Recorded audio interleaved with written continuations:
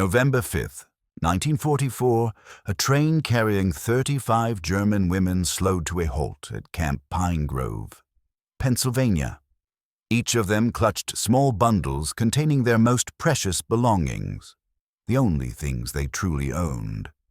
They had been told that America would strip them of everything, that captivity meant humiliation and loss.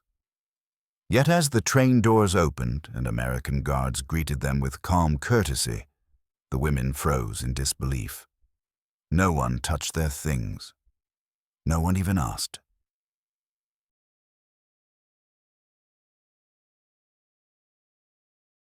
The train had been moving for 3 days, swaying through landscapes the women couldn't see, carrying them deeper into enemy territory with every passing mile. 35 German women sat pressed together on wooden benches, their bodies aching, their minds racing with fear and uncertainty. They were nurses, radio operators, administrative clerks, captured in France when the Allied advance overran their positions. Now they were prisoners of war, being transported to some unknown destination in America, the land they'd been taught to despise. Anna Schneider sat near the window, her fingers wrapped tightly around a small cloth bundle. Inside was everything that mattered: a photograph of her mother, a silver locket her grandmother had given her, a worn copy of Goethe's poems, and a handkerchief embroidered with her initials. 26 years old, blonde and slender, she'd served as a nurse at a field hospital near Caen.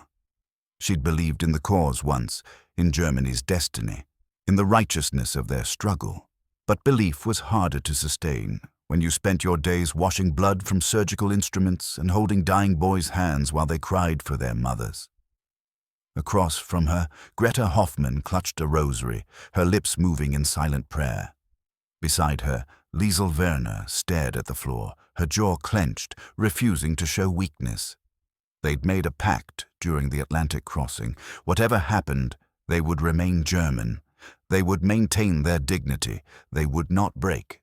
But the propaganda had been clear about what awaited them in America. The films, the posters, the speeches, all of it painted the same picture. Americans were thieves and savages, mongrels without culture or honor. They would steal everything, humiliate them, perhaps worse.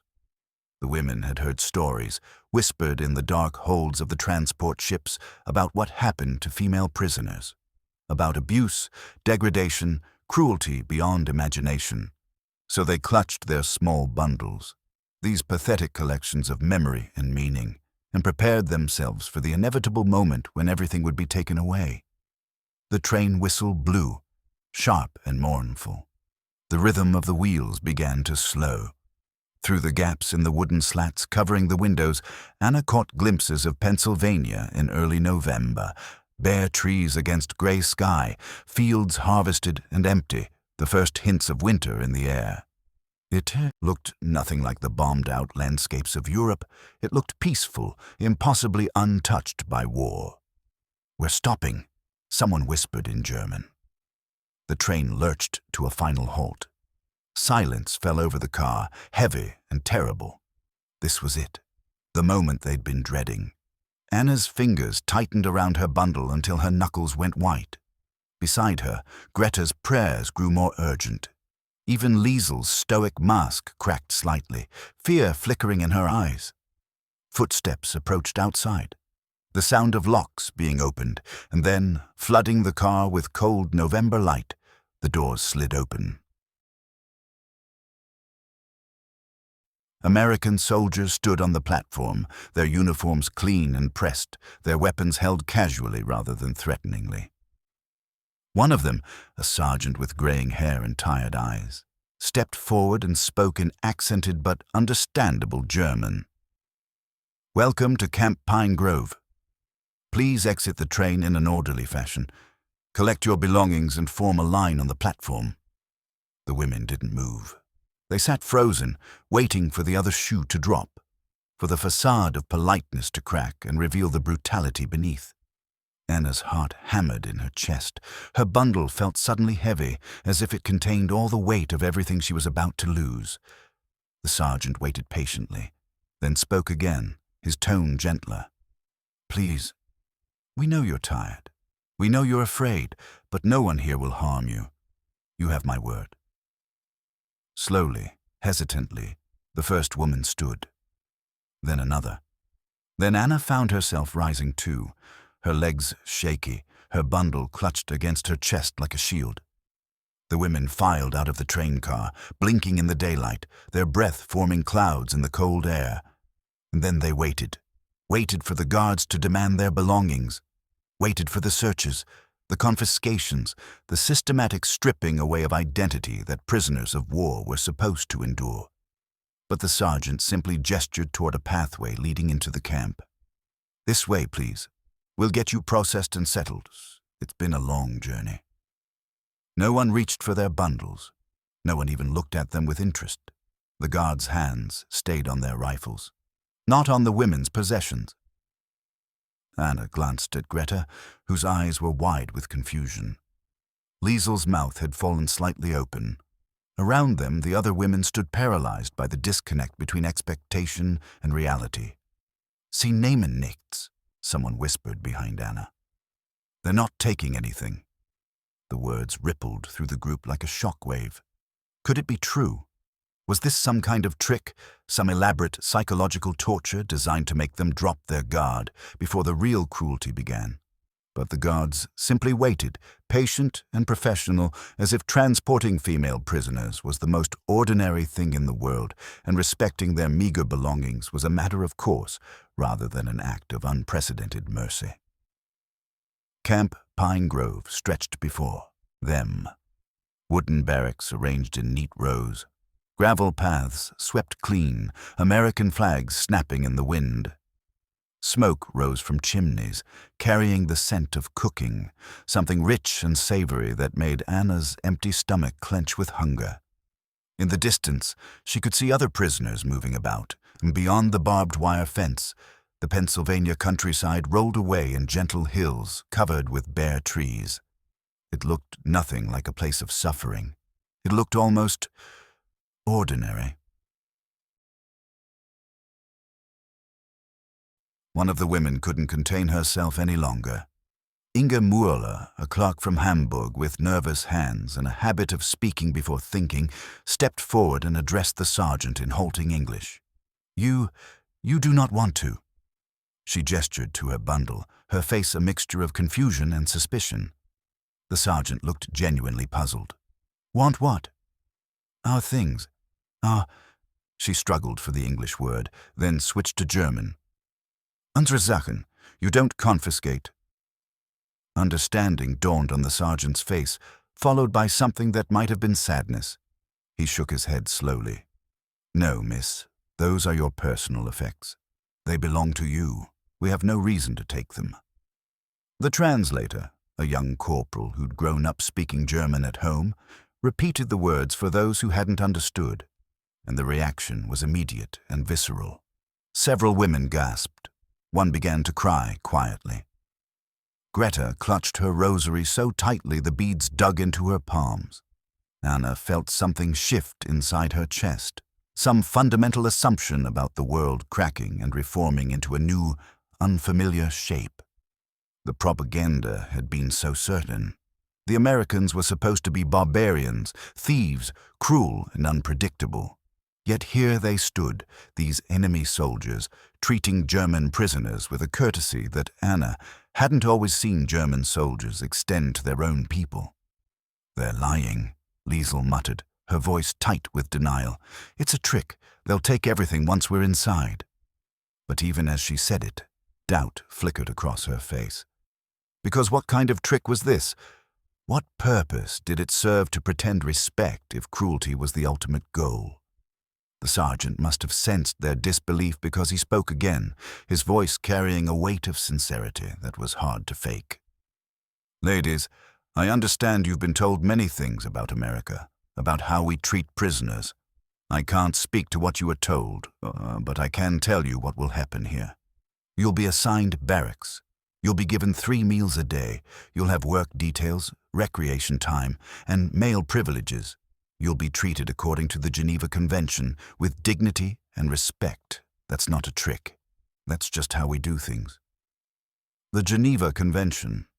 Anna had heard of it vaguely, some set of international rules about warfare and prisoners.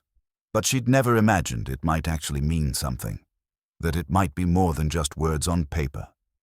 The women were led through the camp gates, their bundles still clutched in their arms, their minds struggling to process what was happening, or rather, what wasn't happening. The absence of cruelty was somehow more disorienting than cruelty itself would have been. They'd braced for pain, prepared for loss, steeled themselves against degradation. But kindness, respect, the simple acknowledgement that they were human beings with rights to their own possessions, that they had no defense against. The processing building was warm, heated by a coal stove that radiated comfort into every corner. The women were directed to sit on benches while their names were recorded, their basic information catalogued. An American nurse, middle-aged, efficient, kind-faced, checked each woman for signs of illness or injury, her touch gentle and professional.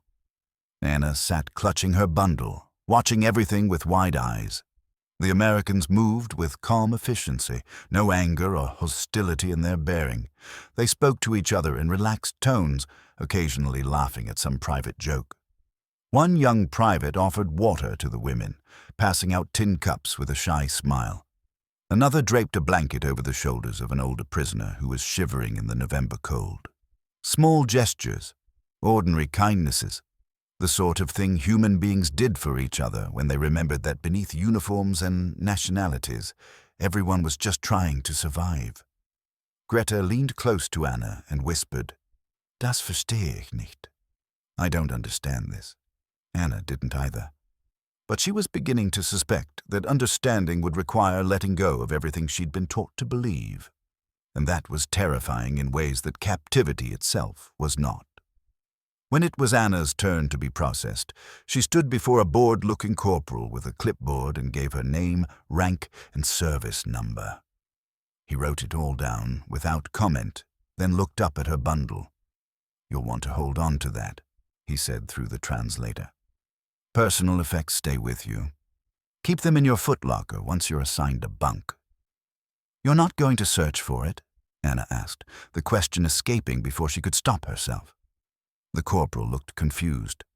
"Why would I search for it? Unless you've got a weapon or contraband in there, it's none of my business." Anna stared at him, this enemy soldier who had just casually affirmed her right to privacy, to ownership, to dignity. And something inside her, some carefully constructed wall between us and them, German and American, good and evil, began to crumble. "No weapon," she said quietly. "Just memories." The corporal's expression softened slightly. "Then keep them safe, miss. God knows we all need our memories to get through this damn war." He waved her on, already calling for the next prisoner.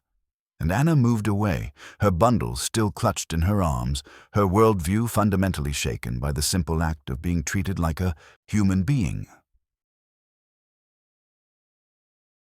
The barracks were stark but clean, rows of metal bunks with thin mattresses, footlockers at the end of each bed, a coal stove in the center providing warmth. Windows let in weak November sunlight.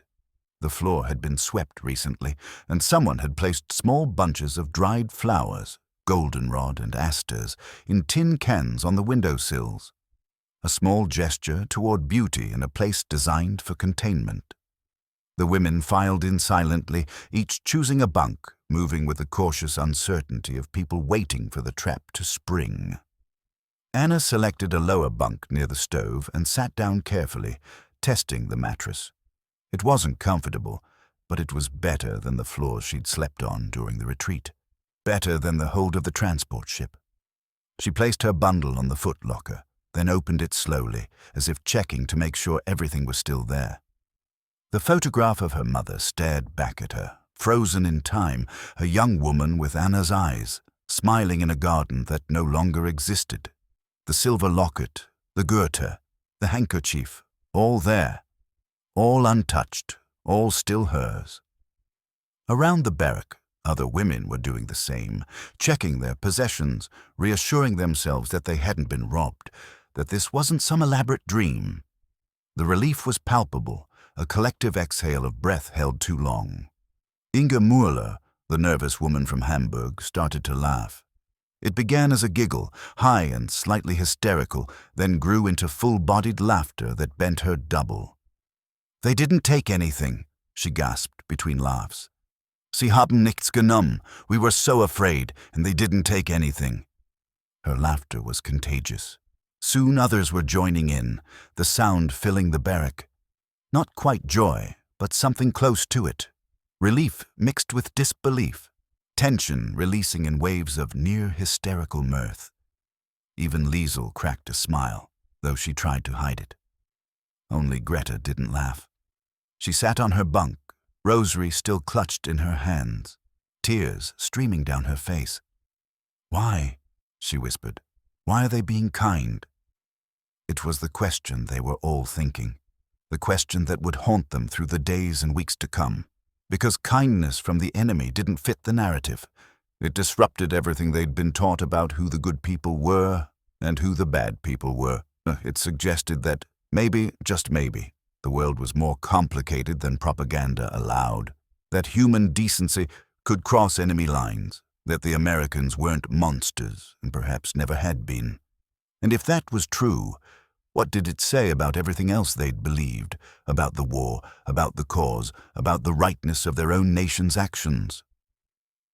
Anna lay back on her bunk, staring at the ceiling, her bundle resting safely beside her. Outside she could hear American voices, the sounds of a military camp going about its daily business, footsteps on gravel, a door closing.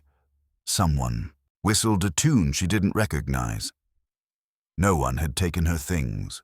That simple fact, that single, unexpected mercy, had cracked open a door in her mind that she wasn't sure she was ready to walk through.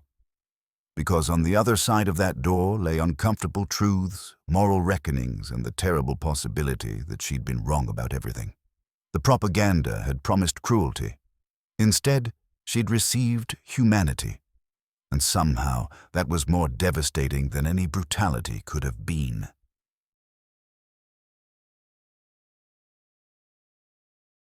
The mess hall was larger than Anna expected, with long wooden tables arranged in rows and windows that let in pale morning light.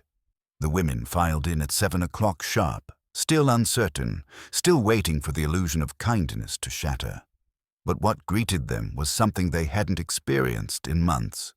The smell of real food, eggs, bacon, fresh bread, coffee that was actually coffee, not the bitter chicory substitute they'd been drinking for years. An American cook, a cheerful black man who smiled as he served, loaded their plates with portions that seemed impossibly generous. Butter, jam, even small cups of orange juice, bright and acidic and utterly foreign. Anna sat down, staring at her plate as if it might vanish if she looked away.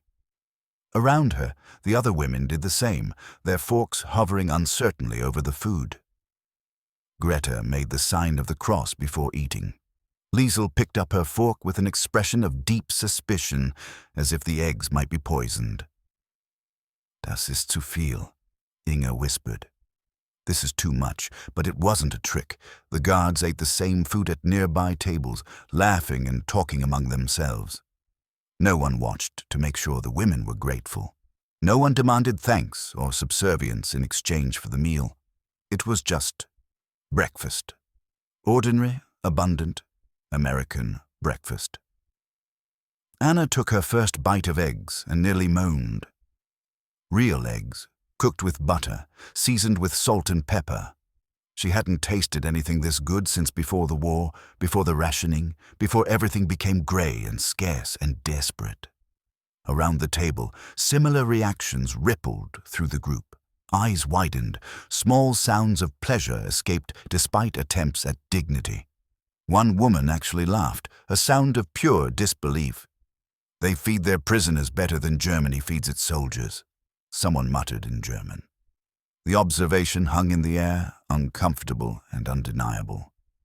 Anna thought of the thin soup and black bread that had been standard rations at the field hospital, the way they'd rationed every scrap, the hunger that had become so constant she'd almost stopped noticing it.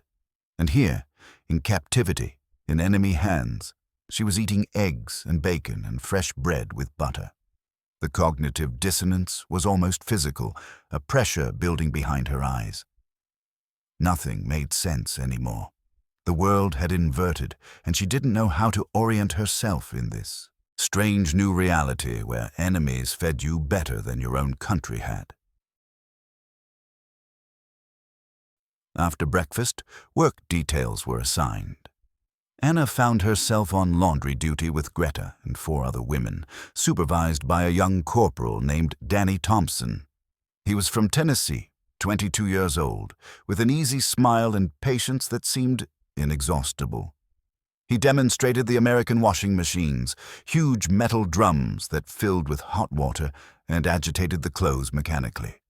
The women watched in fascination. Back home, laundry meant hours of scrubbing by hand, water heated laboriously on stoves, fingers raw from lye soap. This was almost magical. "You just put the clothes in," Thompson explained through gestures and broken German he'd picked up from other prisoners. "Add soap. Turn on. The machine does work." Greta stepped forward cautiously and turned the dial. The machine rumbled to life, water pouring in, and she jumped back with a small shriek. Thompson laughed, not mockingly but warmly, and mimed that it was okay, the machine was supposed to do that.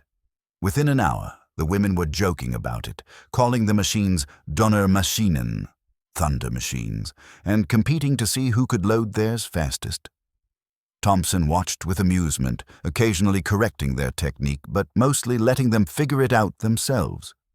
At one point, Anna tried to ask him something in English.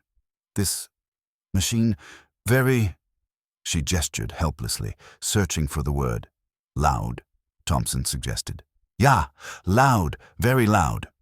She smiled, despite herself. "Yeah, they're noisy as hell, but they beat scrubbing by hand, don't they?" She didn't catch all the words, but she understood the sentiment, and she found herself nodding, smiling back, engaging in this small moment of connection with an enemy soldier who was treating her like a colleague rather than a prisoner. It shouldn't have felt so significant. But it did. The days developed a rhythm. Morning roll call, breakfast, work details, lunch, afternoon recreation, dinner, evening in the barracks. And throughout it all, small surprises accumulated like snowflakes, each one individually minor, but together forming something substantial. The guards learned their names and used them. Corporal Thompson always greeted Anna with "Morning, Miss Schneider," as if she were a person worthy of formal address rather than just prisoner number 473. The camp commander made sure the barracks were properly heated when November turned bitter. Someone, Anna never found out who, left a box of books in their barrack, German novels and poetry, that the women devoured hungrily. And most remarkably, week after week passed and still no one took their things. The bundles remained in footlockers, unmolested. The photograph of Anna's mother stayed safe. Greta's rosary hung from her bedpost. Liesel's letters from her brother, the ones she'd carried across France and the Atlantic, stayed folded in their envelopes, private and protected. "Niemand hat unsere Sachen genommen," Inge said one evening, almost wonderingly. No one took our things. It had become a kind of mantra, repeated whenever the dissonance between expectation and reality became too great to ignore. A reminder that whatever they'd been told about America, about the enemy, about what captivity would mean, all of it had been wrong. The Americans laughed constantly. That was perhaps the most jarring observation. They joked with each other, teased, played pranks that were harmless and good-natured. They listened to music on the radio, big band jazz that sounded chaotic and wonderful. They wrote letters home with obvious affection, spoke about their families with warmth, showed photographs of sweethearts and children and parents with unguarded pride. They seemed, impossibly, to be enjoying life even in the middle of a war. As if joy and laughter and connection weren't luxuries to be postponed until after victory, but necessities to be cultivated every single day. It was so fundamentally different from the grim determination Anna had known in Germany, where everything was sacrifice and duty and preparation for the glorious future that would justify all the present suffering. These Americans seemed to think the present mattered too. One afternoon in late November, Sergeant Mitchell, the graying man who'd greeted them at the train, approached Anna during recreation time. She was sitting on a bench reading Goethe, trying to lose herself in familiar words. "May I?" he asked, gesturing to the bench. Anna nodded, tensing slightly. But Mitchell just sat down, pulling out his pipe and tobacco, taking his time packing it. Finally, he said in his careful German, "You were a nurse, yes? Before you were captured?" "Ja, at a field hospital near Caen. That must have been difficult work. I was a medic in the last war. I know what it's like." Anna looked at him with surprise. "You fought in the Great War?" "I did. France, 1918. Saw things no one should see." He lit his pipe, took a puff. "Tell me, Miss Schneider, what made you volunteer for medical service?" It was such an ordinary question, asked with such genuine interest, that Anna found herself answering honestly. "My mother was a nurse. She taught me that healing was sacred work, that helping the wounded was—" She paused, searching for a word. "Was how we stay human when everything else is inhumane." Mitchell nodded slowly. "Your mother sounds like a wise woman." "She was. She died in an air raid. 1943. "I'm sorry." And he sounded like he meant it, this enemy soldier expressing condolence for a German civilian killed by Allied bombs. They sat in silence for a moment. Then Mitchell said, "Do you have siblings? Family back home?" "A brother. I don't know where he is. Fighting somewhere in the east. I hope he makes it home safely." The words were so unexpected, so contrary to everything that should exist between enemies, that Anna couldn't respond. She just sat there, holding her Goethe, feeling tears prick at her eyes. Mitchell seemed to understand. He stood, tapped out his pipe. "War's a terrible thing, Miss Schneider. But remembering we're all human, that's how we survive it with our souls intact." He nodded to her and walked away. That evening, the women gathered in their barrack as had become their custom, sharing the day's experiences, trying to process what was happening to them. The conversation turned, inevitably, to the question that haunted them all. "Were we lied to?" Inga asked, her voice small. "About everything?" Liesel, still resistant, shook her head. "They're being strategic, making us comfortable, so we'll give them information." "What information?" Greta countered gently. "We're nurses and clerks. We don't know military secrets."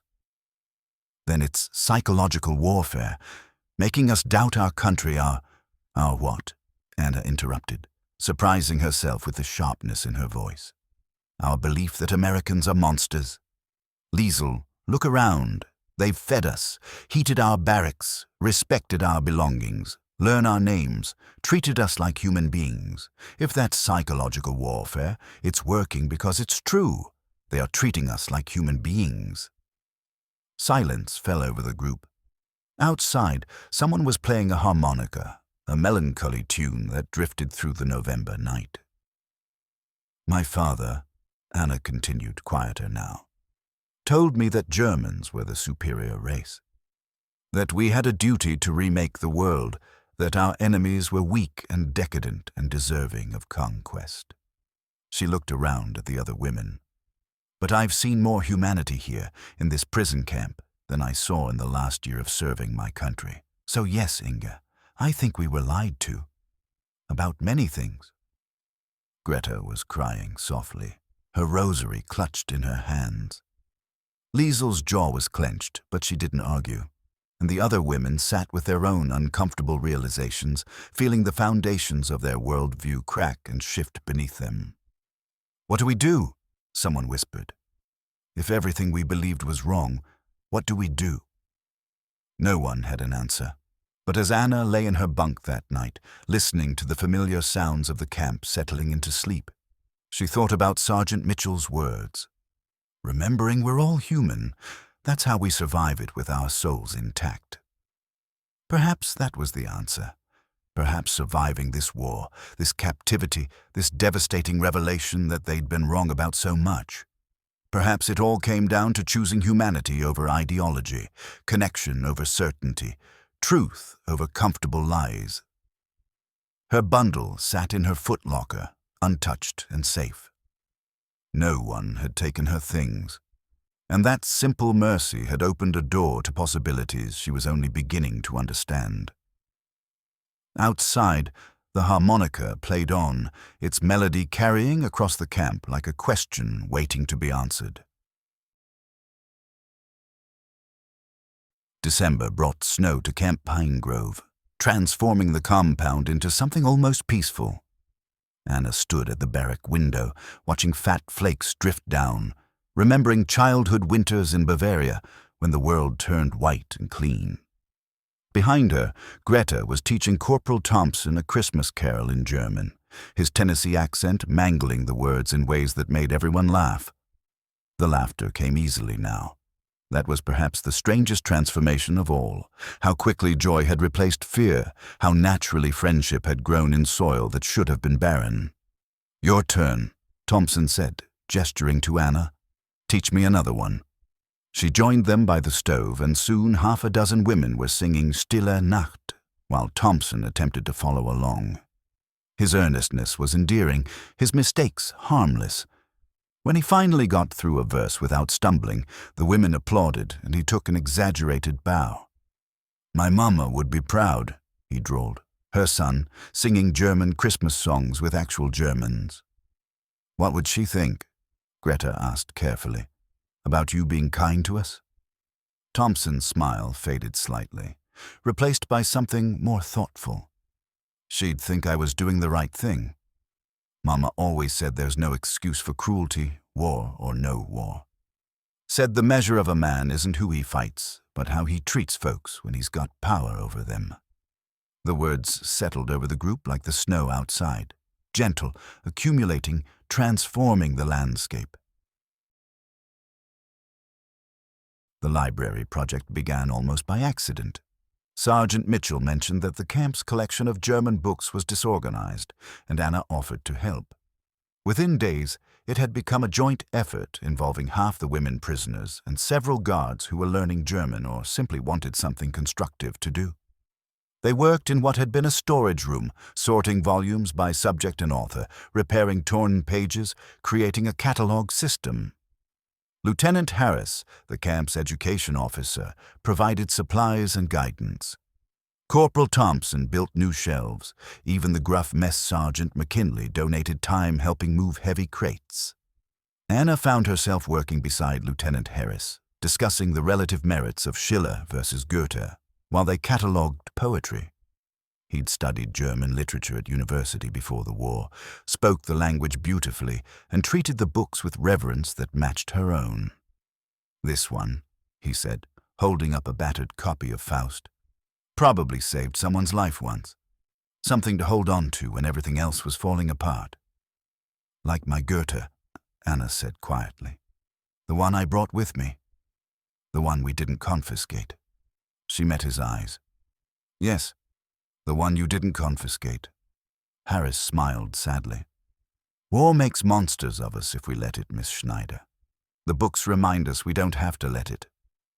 Across the room, Greta was showing Private Martinez how to mend a torn page with rice paste, their heads bent together over the delicate work. Liesel, stubborn Liesel, who'd resisted every kindness, was laughing at something McKinley had said, her usual severity cracked by genuine amusement. The projects weren't mandatory. No one ordered the women to help or the guards to participate. It emerged organically, born from proximity and the human need for purpose beyond mere survival. One evening, Sergeant Mitchell sought out Anna during recreation time. She was playing chess with Thompson, who was terrible at it but improving. "Miss Schneider, may I speak with you?" She followed him outside into the December cold. He offered her a cigarette, which she declined, then lit his own and took a long drag. "I want to tell you something," he said finally, "about what we were told before you arrived." Anna waited, her breath forming clouds in the freezing air. "Command briefed us on how to handle female prisoners. They said German women POWs might use feminine manipulation, that we should be wary of attempts to compromise security through charm or deception." He looked embarrassed. "They basically told us you'd try to seduce information out of us." Anna felt heat rise to her face, anger and humiliation mixed together. "And you believed them?" "Some of the younger men did at first. But I've been around long enough to recognize propaganda when I hear it. I knew what they were really saying. They were afraid we'd see you as human beings and treat you accordingly." He took another drag. "So I made a decision. I decided we'd treat you exactly as the Geneva Convention requires, with dignity and respect. Not because I was naive about who you were, but because I wasn't naive about who we're supposed to be." "We were told the same lies," Anna said quietly. "That Americans were thieves and barbarians, that you'd steal everything we owned and humiliate us. And instead we gave you breakfast and washing machines." Anna laughed despite herself. "The Donnermaschinen, thunder machines." Mitchell smiled. "What surprises me, Miss Schneider, is how quickly all those lies fell apart.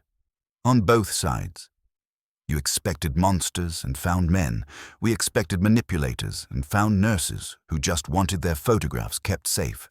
Turns out, proximity dissolves manufactured hatred pretty damn fast." They stood in comfortable silence, watching snow fall through the camp lights.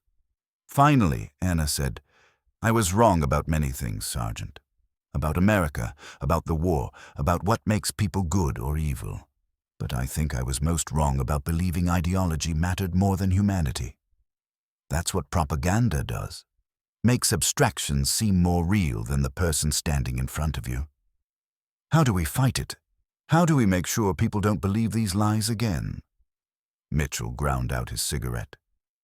"We tell the truth, Miss Schneider. We tell people what really happened here. That German prisoners and American guards discovered they were all just human beings trying to get through a terrible war with their decency intact. It's not dramatic or glorious, but it's true.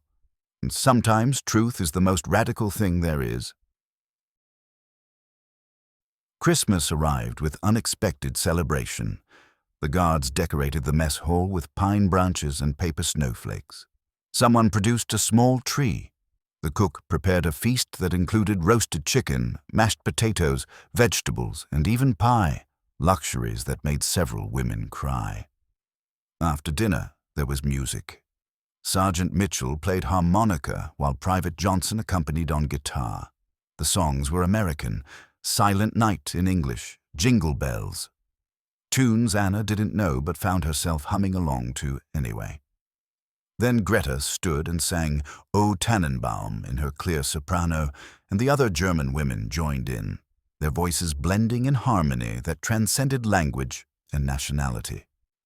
When the singing ended, Lieutenant Harris stood and raised his coffee cup. "To absent friends and family, to peace someday, and to remember that even in war, we're all still human." "To humanity," the group echoed. Germans and Americans together, their voices unified in hope for something better than the present reality offered. Anna looked around the room at faces that had become familiar, even dear. Thompson with his easy grin, Mitchell with his sad wisdom, Harris with his love of books. McKinley pretends gruffness while slipping extra portions to the thinnest prisoners. These men could have been cruel and chose kindness instead. And her fellow prisoners, Greta with her faith restored, Inge with her nervous laughter, even Liesl, who'd finally admitted that maybe, just maybe, They'd been lied to about more than she wanted to acknowledge. This strange community that should never have existed, forged in the crucible of war and sustained by simple daily choices to treat each other with dignity. January brought news that repatriation was being discussed. The women would eventually go home to a Germany that was losing the war, facing certain defeat, preparing for occupation. The knowledge hung over the camp like morning fog, present but not quite real yet. Anna found herself walking the perimeter one afternoon, processing the information. Soon she'd leave this place that had taught her more about humanity than any propaganda ever could. She'd return to a country that would need rebuilding, not just physically but morally. Corporal Thompson fell into step beside her. They walked in silence for a while before he spoke. "Gonna miss you folks. That's weird to say about prisoners, but it's true. I'll miss you too.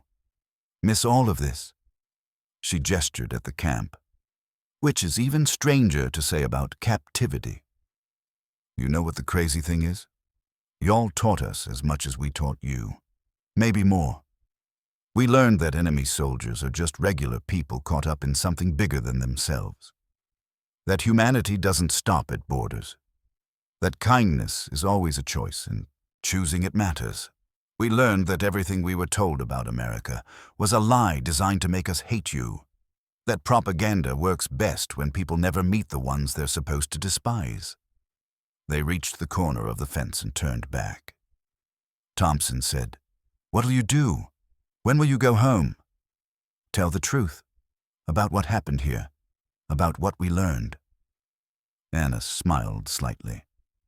"Sergeant Mitchell says truth is the most radical thing there is. I think he's right. Folks might not want to hear it. Probably not. But I'll tell you anyway, because someone has to." The final weeks passed in a blur of preparation and reflection. The women packed their few belongings, still intact, still theirs, still untouched by the theft they'd been promised would come. They said long goodbyes to guards who'd become friends, exchanged addresses with the understanding that letters might never arrive, but the gesture mattered anyway. Greta gave her rosary to Corporal Thompson, insisting he take it. "So you remember," she said, "that we were human beings, not just prisoners, not just enemies." Liesel, in a moment of vulnerability Anna almost didn't believe, thanked Sergeant Mitchell for his patience. "You were kinder than you needed to be. Then we deserved it, perhaps." "Kindness isn't about deserving," Mitchell replied. "It's about deciding who you want to be when no one's forcing you to choose." On the last evening, the entire camp gathered in the mess hall one final time. No speeches were made. The moment was too charged with emotion for formal words. They simply shared a meal, sang a few songs, and sat together in the knowledge that this strange interlude was ending.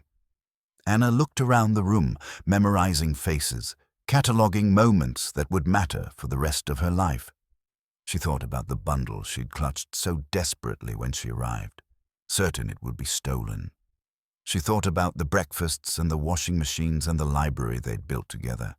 She thought about conversations that had cracked open her certainty and replaced it with something more valuable: understanding. Morning came cold and clear. The transport truck waited outside the gates, its engine idling, ready to take them to the train station and the long journey home. The women assembled in the yard for the last time. Lieutenant Harris made a brief formal statement about the Geneva Convention and proper conduct during repatriation. His voice was steady, but his eyes were suspiciously bright. Then the formality broke. Sergeant Mitchell stepped forward and shook each woman's hand, speaking quiet words of farewell. Thompson hugged Greta, then Anna, then half the group, his Tennessee Reserve abandoned entirely. Even McKinley, gruff to the end, pressed packages of food into their hands for the journey. Anna was the last to board the truck. She paused at the gate and looked back at Camp Pine Grove, the barracks where they'd learned to laugh again. The mess hall that had fed them better than their own country had, the library they'd organized together, the place where enemy soldiers had demonstrated that humanity was stronger than propaganda. "Thank you," she said to Mitchell, who stood nearby, "for proving everything I'd been told was wrong." "Thank you for letting us prove it," he replied. "Safe travels, Miss Schneider. May you find peace someday." The truck pulled away. Anna watched through the back window as the guards grew smaller, their waving figures eventually disappearing as the road curved. She clutched her bundle, still containing her mother's photograph, her locket, her Goethe, her embroidered handkerchief. Everything she'd arrived with, everything she'd been certain would be stolen. Nobody took their things. That simple fact had opened a door to understanding that would stay open for the rest of her life. She'd learned that propaganda crumbled in the face of daily human contact. That ideology melted when confronted with kindness.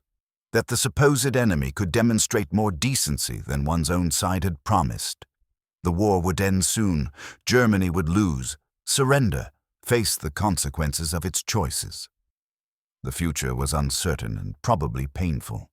But Anna carried with her now something propaganda couldn't destroy. The memory of Americans who chose humanity over hatred, who treated their prisoners with dignity, not because they had to, but because they believed it was right. She would tell this story.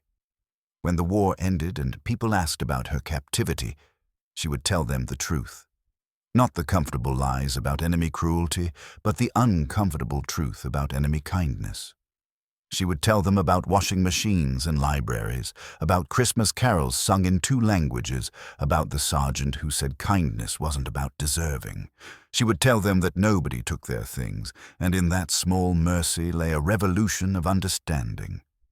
The truck carried them toward an uncertain future, but Anna no longer faced it with the certainty of propaganda-fed hatred.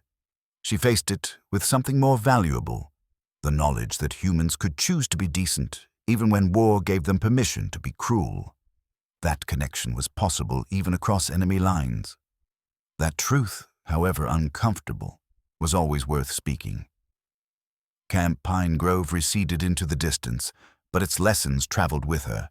And in the end, those lessons about humanity, dignity, and the persistent possibility of kindness mattered more than any ideology ever could.